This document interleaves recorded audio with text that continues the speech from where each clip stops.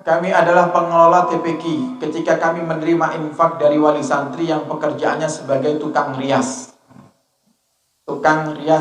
pengantin, pemilik salon kecantikan, bagaimana sikap kami? Diharamkan bagi kaum wanita itu beberapa hal. Di antaranya adalah mencukur alis. Ibu-ibu, tidak usah dicukur alisnya. Kalau jenengan mau pertebal atau mau model, pakai pensil saja. Oke, pakai pensil. Tapi niatnya untuk dua. Ya, perempuan boleh berdandan untuk dua hal. Yang pertama untuk dirinya, dengan niatan apa? Mengamalkan hadis Nabi Muhammad, innallaha jamilun yuhibbul jamal. Allah zat yang indah, Allah suka yang indah-indah. Mengamalkan bahwasanya Islam itu suka keindahan. Jadi untuk diri sendiri. Yang kedua, berdandan untuk suami. Selain daripada dua alasan ini, hukumnya adalah haram. Jenengan dandan cuman lepas kondangan tok. Nggih. Nah, ini penyakit nih. Penyakitnya ibu-ibu. Lek pas wayahe kondangan, Masya Allah 5 cm bedai. Nggih.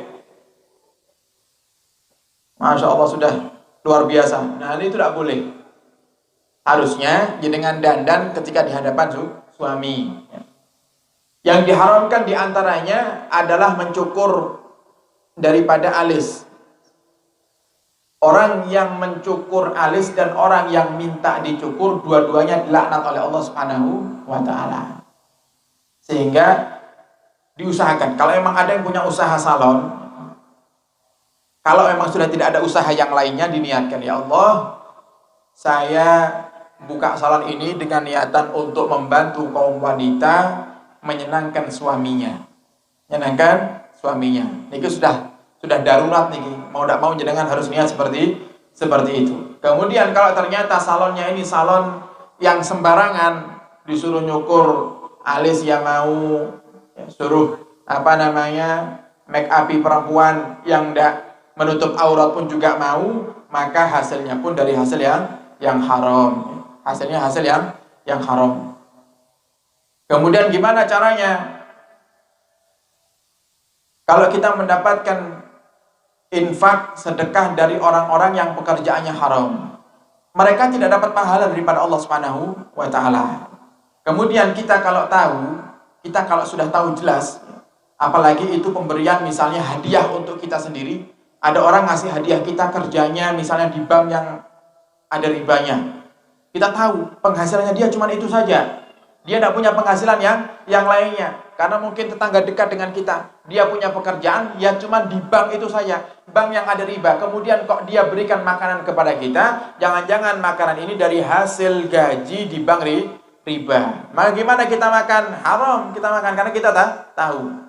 Nah, berbeda halnya kalau jenengan tidak tahu jelas pekerjaannya. Oh, mungkin dia punya pekerjaan yang lainnya, punya pekerjaan sampingan. Oh, mungkin salonnya sepi, dia juga dagang. Maka tugas kita husnudzon.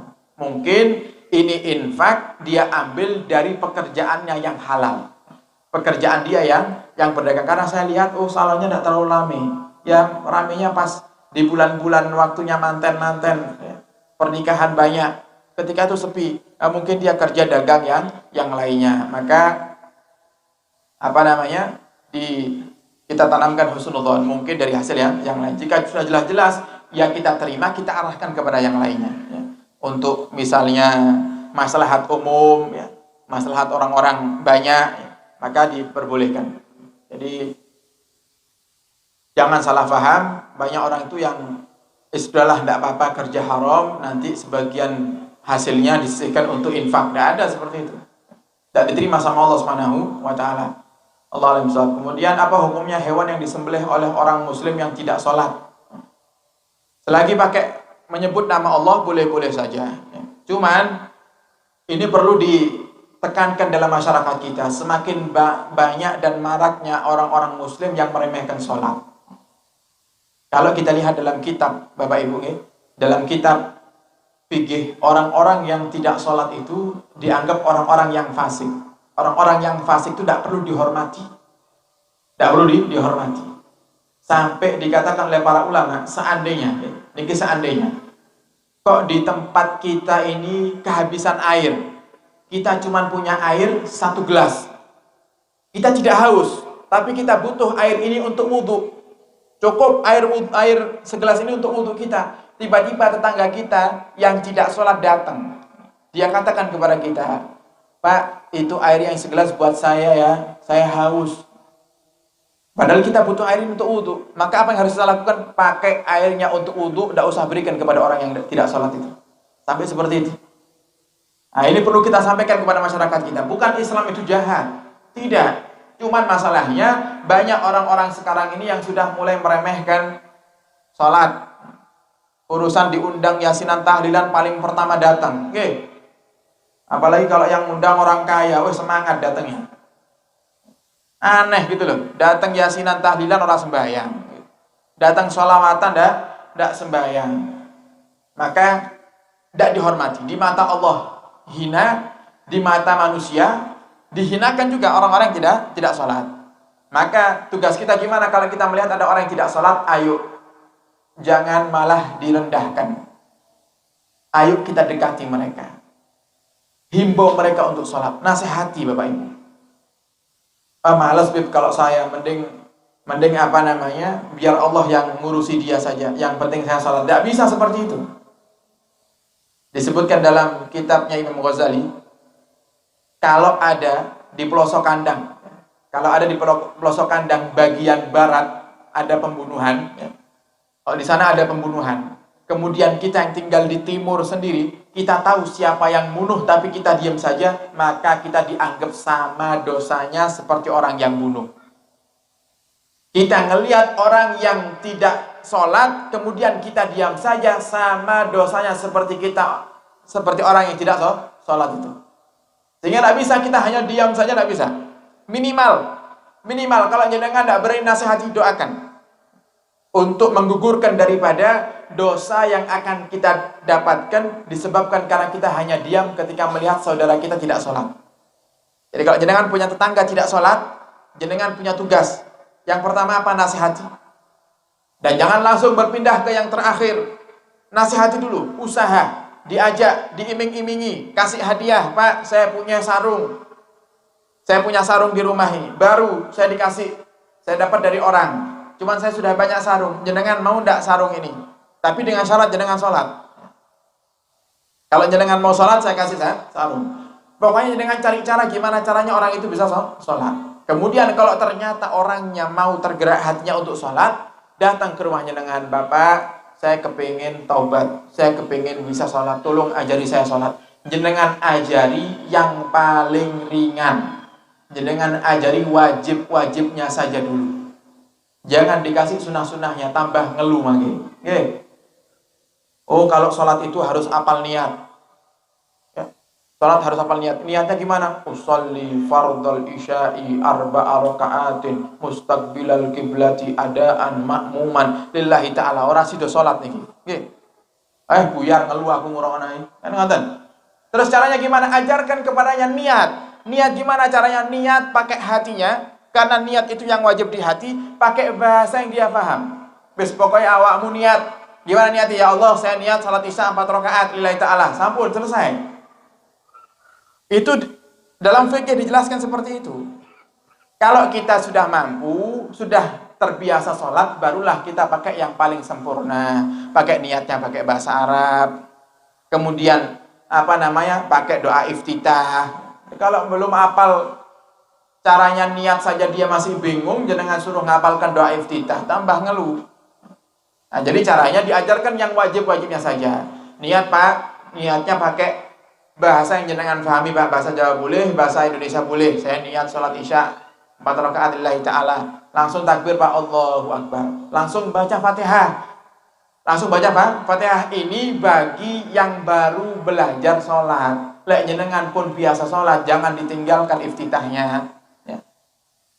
Baca Fatihah Pak. Setelah Fatihah waladhdallin amin. Jenengan hafal surat pendek boten? Ndak hafal. Hafalin namung Fatihah tok, ya sudah langsung ruku. Ruku. Karena baca surat setelah Fatihah itu hukumnya adalah sunnah. Diajarkan yang wajib-wajib saja. Bahkan kalau ada orang yang ingin belajar sholat kepada kita, dia tidak hafal surat Al-Fatihah, bisa diganti dengan yang lain bagi yang tidak hafal, sehingga jangan dipersulit. Jadi ini perlu kita adakan gerakan di masyarakat kita. Ayo kita ajak saudara-saudari kita yang masih meninggalkan sholat untuk sholat. Jika memang mereka tidak mau untuk sholat, maka tidak perlu kita berikan makanan kepada mereka. Pelajaran buat mereka, bukan kita jahat. Maka yang kata para ulama dalam kitab itu, hukum memberikan makanan kepada orang yang tidak sholat, hukumnya adalah haram. Tapi seperti itu, bukan Islam itu jahat. Ngajarkan, biar kapok itu yang tidak sholat itu. Orang yang tidak sholat itu tidak tahu diri. La khaira fi dinil mar'i la ruku'a fihi. Tidak ada kebaikan dalam diri seorang yang tidak sholat. Jenengan mau dermawannya luar biasa, kalau jenengan tidak sholat, dia dianggap baik sama Allah SWT. Tiap hari jenengan bagi-bagi duit ke tetangga, kalau jenengan tidak sholat percuma, tidak dianggap baik sama Allah, tetap dianggap bejat sama Allah SWT. Nabi yang katakan tidak mungkin Nabi kita Muhammad berbohong. Sehingga Islam itu indah sebenarnya. Ini pelajaran buat orang-orang yang mereka malas sholat. Mereka malas sholat.